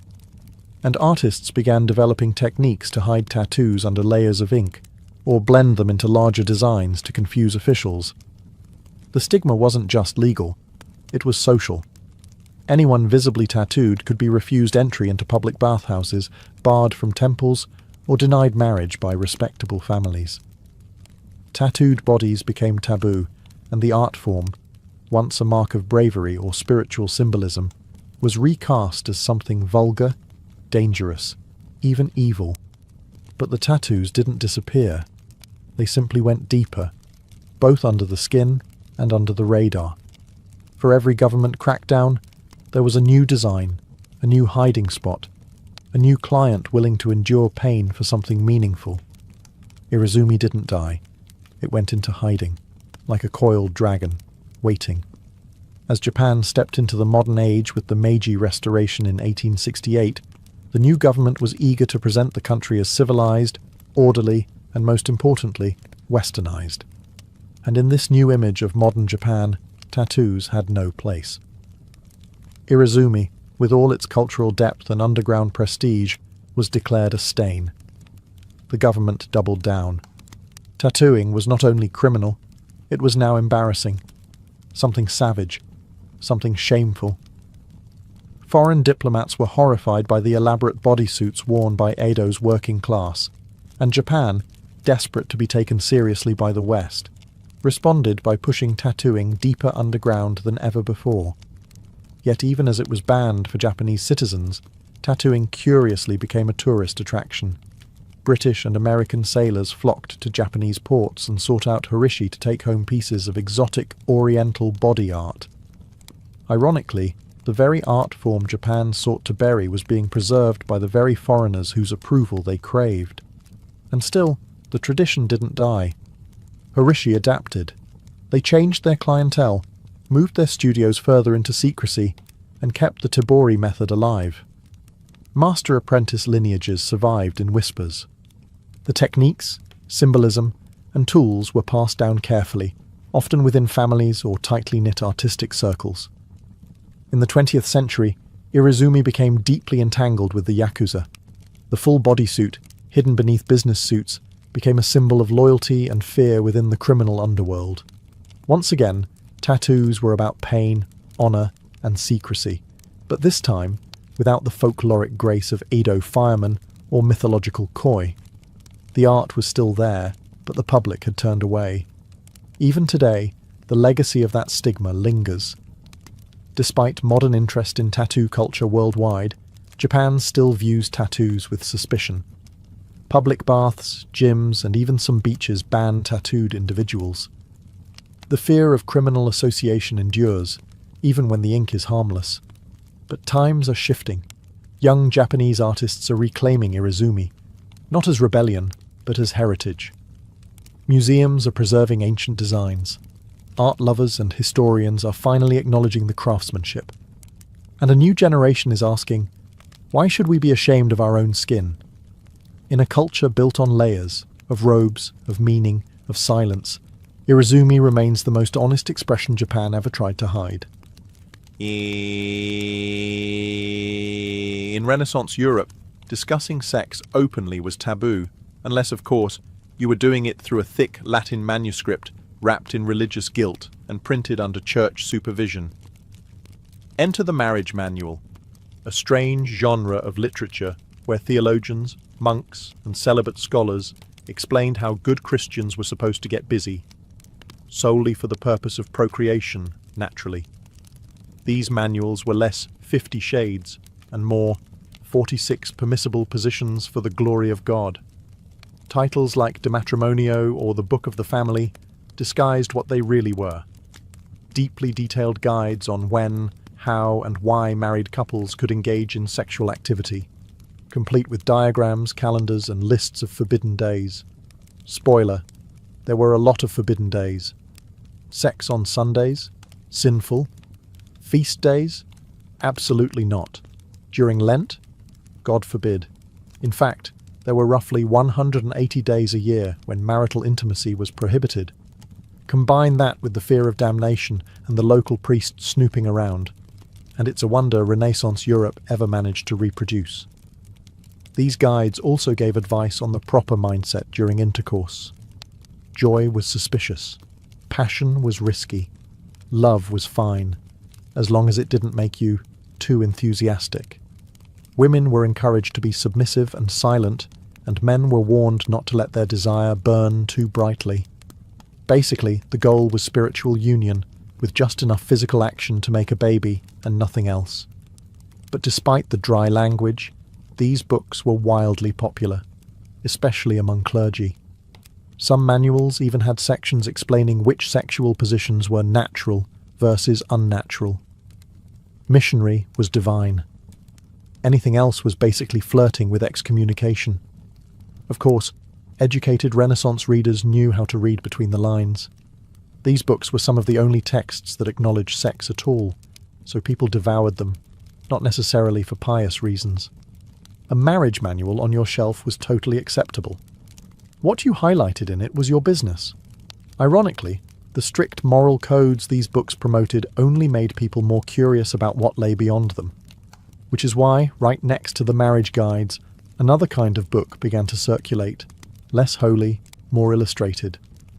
On the surface, they were scientific marvels, detailed anatomical treatises, often illustrated by respected artists and backed by university scholars. But for anyone with half an imagination and a locked drawer, these books had a certain extracurricular appeal, especially when the female form was involved. The Renaissance saw an explosion of interest in human anatomy, thanks to dissection being legalized in certain regions and artists like Leonardo da Vinci pushing the boundaries of scientific observation. Texts like De Humani Corporis Fabrica by Andreas Vesalius were considered groundbreaking medical references. They were also, whether intentionally or not, kind of steamy. Why? Because they showed women naked, in exquisite, clinical, full-body detail. Breasts, hips, genitalia, nothing was omitted. And while the official purpose was to educate, let's just say not every reader was there for the lymphatic system. These images were often presented with artistic flair. One particularly infamous edition of an anatomical book showed a nude woman, gracefully reclining as if in a Botticelli painting, except her chest cavity was flayed open like a diagram in a butcher's manual.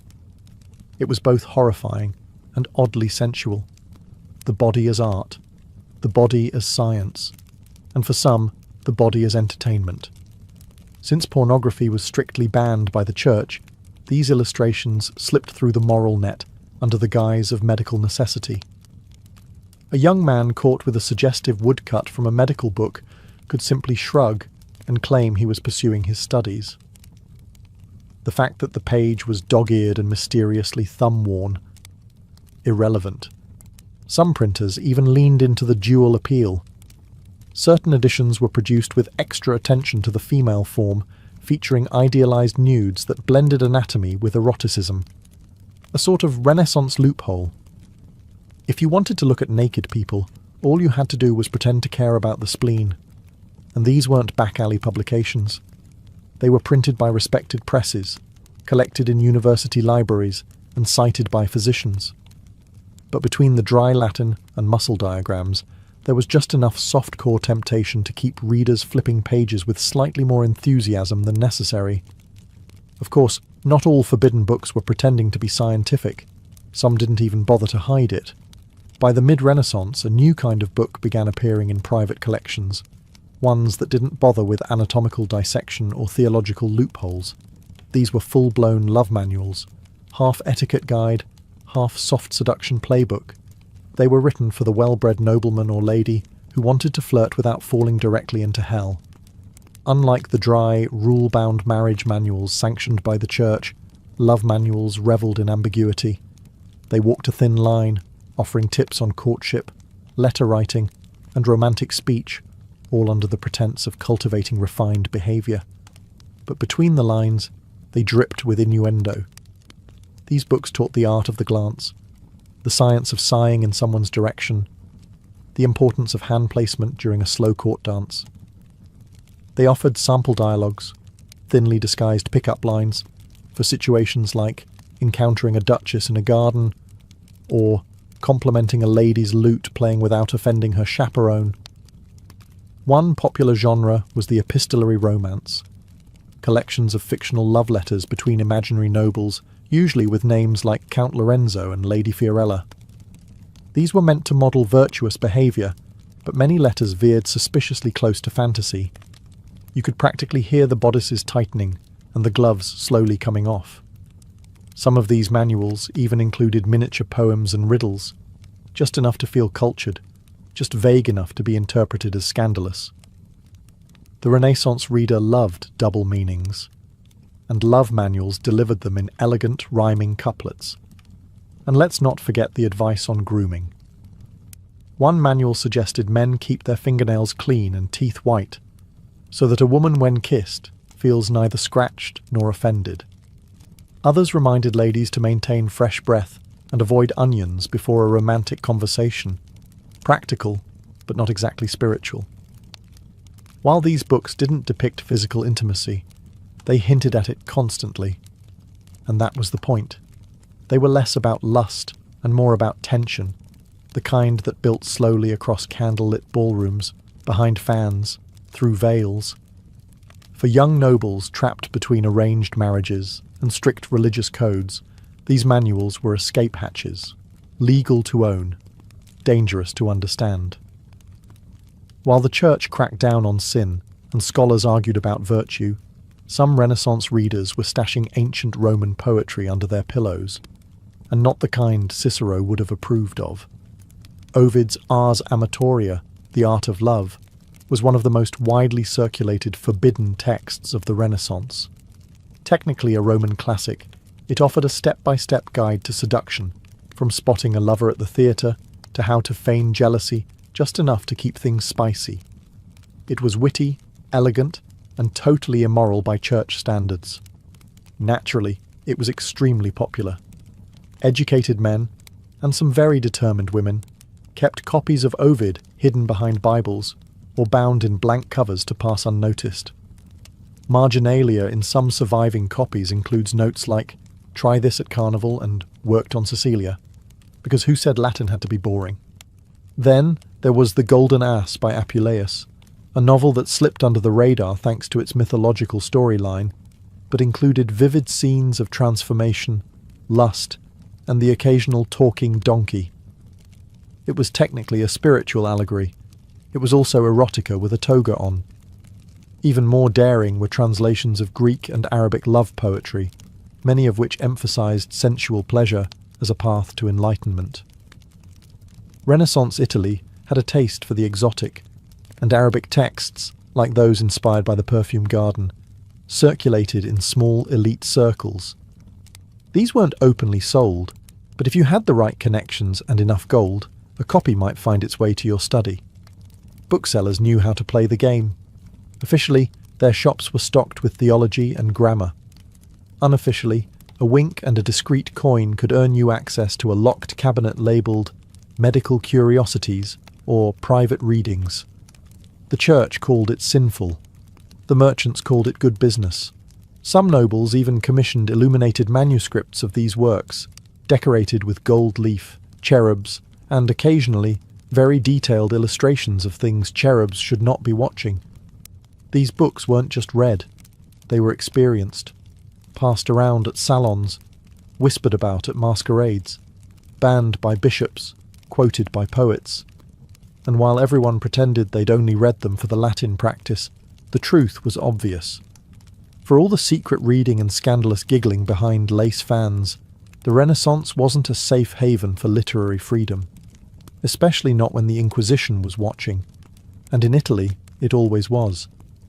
By the mid-1500s, the Catholic Church had grown increasingly suspicious of books that could corrupt the soul, which in practice meant anything remotely entertaining. In 1559, Pope Paul IV issued the first official Index Librorum Prohibitorum, the Index of Forbidden Books. It was exactly what it sounded like, a hit list of texts deemed too dangerous, heretical, or, God forbid, titillating. The list included everything from Protestant theology to astrology manuals, but buried among them were treatises on love, anatomy, and even poetry. Ovid, banned. Boccaccio's Decameron, banned. Anything by Erasmus that even hinted at individual thought, double banned. The church wasn't just trying to save souls, it was sanitizing the entire intellectual bloodstream. Possessing a forbidden book didn't just mean a slap on the wrist. If you were a printer, merchant, or noble caught with one, you risked public penance, house searches, confiscation, and even imprisonment. More than one scholar found himself summoned to explain why he had a Latin copy of The Art of Love tucked between Aristotle and Aquinas. But the funny thing about banning books is that it usually makes them more desirable. Underground markets thrived. Printers in Venice, Lyon, and Basel published clean editions for public sale, and uncut, readers' editions for private clients. The difference might be a missing passage, a toned-down illustration, or a completely fake title page. One infamous copy of The Golden Ass was rebound as Sermons of St. Augustine. Talk about a plot twist. Noble families with private libraries developed entire systems for hiding forbidden texts. Secret compartments, false bindings, mirrored cabinets. It was part espionage, part erotica. A well-curated bookshelf said, "Yes, I fear God, but I also read Rabelais." Women were particularly clever about this. Since they were less likely to be targeted as intellectual threats, they often acted as literary couriers, borrowing, copying, and circulating books under the pretense of devotional reading. One nun in Naples allegedly kept a copy of The Perfumed Garden behind her copy of Lives of the Saints. Censorship may have ruled publicly, but in private, Renaissance readers just turned the page more carefully. Behind convent walls, away from the judgmental eyes of society and the ever-looming index of forbidden books, Renaissance nuns had access to their own libraries, and some of them were anything but holy. While convents were often seen as bastions of chastity and devotion, the truth was more complicated. These were also places of literacy, intellectual curiosity, and yes, suppressed desire. Many young women entered religious life not by choice, but by family arrangement. Too expensive to marry off? Send her to the nuns? Too outspoken? Cloister her. The result? A generation of women who were highly educated, forcibly celibate, and bored out of their minds. Enter the convent library. On the surface, these collections were pious and respectable. Saints' lives, theological commentaries, devotional poetry. But dig deeper, and you'd find marginalia scrawled in the corners, entire passages underlined with suspicious enthusiasm, and in some cases, handwritten copies of banned love poetry tucked discreetly between prayer books. One nun in Ferrara was famously reprimanded for translating Ovid's Amores into the vernacular, allegedly for educational purposes. Others wrote their own verses, coded, melancholic, and often steeped in longing. Scholars today suspect that some of the most passionate Renaissance sonnets, attributed to anonymous courtly ladies, were actually penned by cloistered women using writing as a kind of romantic escape hatch. And it wasn't just poetry. Some convents had copies of anatomical treatises, ostensibly for medical knowledge, since nuns often acted as nurses. But as we've seen, anatomy books were rarely just about medicine. One abbess in Florence even petitioned to keep her convent's illustrated anatomy manual on the grounds that it helps the younger sisters understand temptation, which is a very creative interpretation. Of course, the church tried to regulate what was read behind those walls, but literacy meant autonomy, and autonomy meant subversion. Forbidden texts circulated quietly between trusted hands. Pages were memorized, copied, passed along with coded bookmarks. The scent of ink and vellum became, for some, more intoxicating than incense.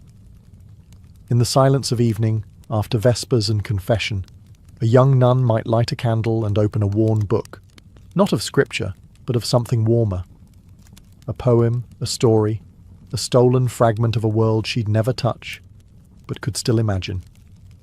Because sometimes, the most forbidden books weren't about lust. They were about freedom. Not all forbidden books were kept in libraries or chained to monastery shelves. Some were hidden in aprons, buried under floorboards, or whispered from memory in back alley markets. These weren't printed by respected presses or debated in salons. These were the other Renaissance texts, the magical ones. Handwritten grimoires, herb manuals, and charm books passed between midwives, herbalists, and women who were definitely not calling themselves witches, but everyone else was. Love was power, and power, especially when exercised by a woman, was dangerous. That's why love spells were among the most feared and popular forms of forbidden knowledge. Renaissance charm books often included instructions on how to win affection, cause obsession, or rekindle a cold marriage. A strand of hair, a cup of wine, a muttered phrase beneath the full moon. It wasn't theology, it was folk science. And it worked, or at least it felt like it did.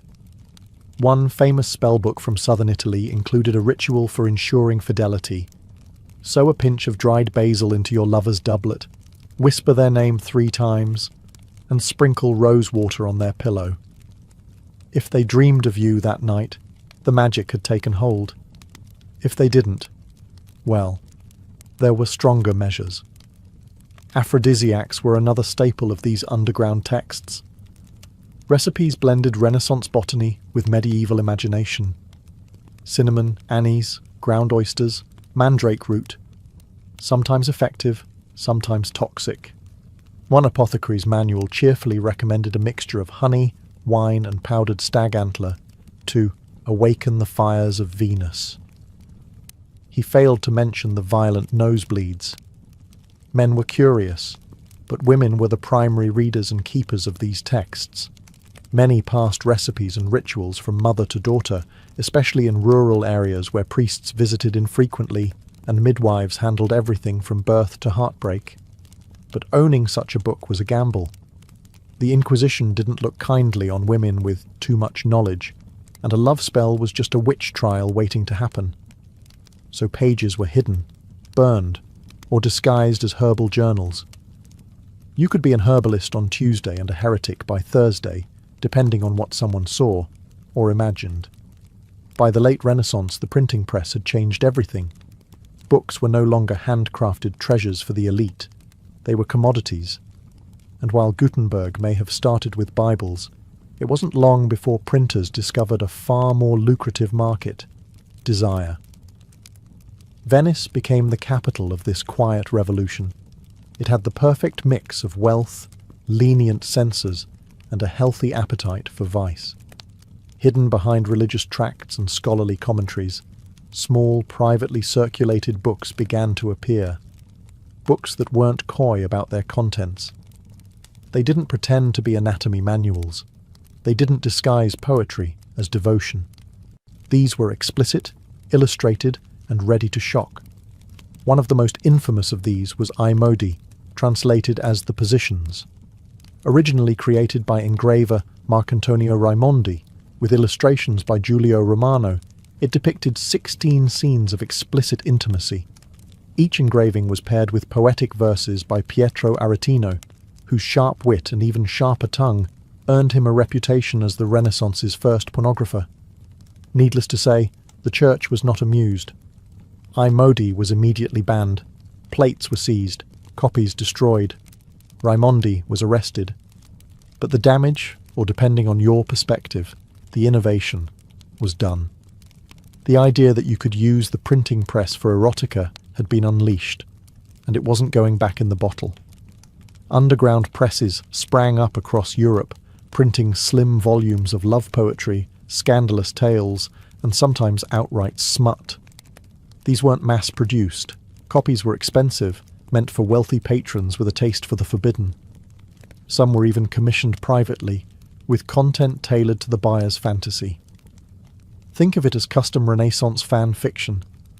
Printers developed clever tricks to avoid detection. Fake title pages, false publishing locations, printed in Constantinople, or Latin phrases that made the books look like harmless philosophy. In reality, they were often illustrated with woodcuts or copper engravings that made anatomy textbooks look tame. For the right price, you could have a book that thrilled, amused, or shocked, without ever admitting you owned it. Many nobles kept theirs in cabinets with special keys. Some had bindings that, when shelved, looked like dictionaries or psalters. The printing press didn't just democratize knowledge, it made lust portable. And with every new title, Renaissance readers got one step closer to something revolutionary: pleasure without permission. By the end of the Renaissance, the line between education, entertainment, and seduction had blurred beyond recognition. What began as anatomical curiosity or theological instruction had transformed into a secret bookshelf of longing, one that crossed gender, class, and even religious boundaries. And that's precisely what made it so dangerous. To the church, these books represented moral decay. To scholars, they were intellectual experiments. But to the people actually reading them, noblewomen, students, nuns, even merchants, they were something else entirely: power. Not the kind won on a battlefield or in a courtroom, but the quieter, more subversive kind that starts in the margins of a book. In an age where women's bodies were controlled, their voices silenced, and their desires shamed, these books offered an alternative script, a place where love wasn't always arranged, where pleasure could be named, and where curiosity didn't have to be confessed in Latin. Whether it was a love spell hidden in a herb manual, a censored sonnet copied by hand, or a banned poem read by candlelight, each was a rebellion in disguise. And let's not forget the men. For all the public bravado and church-sponsored guilt, they were buying these books too. Philosophers who debated virtue by day might go home and read The Golden Ass with a glass of wine. Priests who condemned lust from the pulpit sometimes kept a copy of Ovid tucked beneath their cassocks. Human nature, after all, has always been good at compartmentalizing. The forbidden bookshelf wasn't just a Renaissance quirk, it was a reflection of a world wrestling with change. The printing press had opened Pandora's box. Literacy was spreading. Ideas were getting harder to control. And once people realized that books could make them feel something, deeply, privately, even sinfully, there was no going back. Most of these books didn't survive intact. They were burned, hidden, miscatalogued. But some did. They sit today in museum vaults and rare book rooms, fragile and foxed with age, still humming with the echoes of secrets whispered across centuries. Because the Renaissance wasn't just a rebirth of art and science. It was a rebirth of desire. And in between the sermons and sculptures, the forbidden books tell us everything the marble couldn't.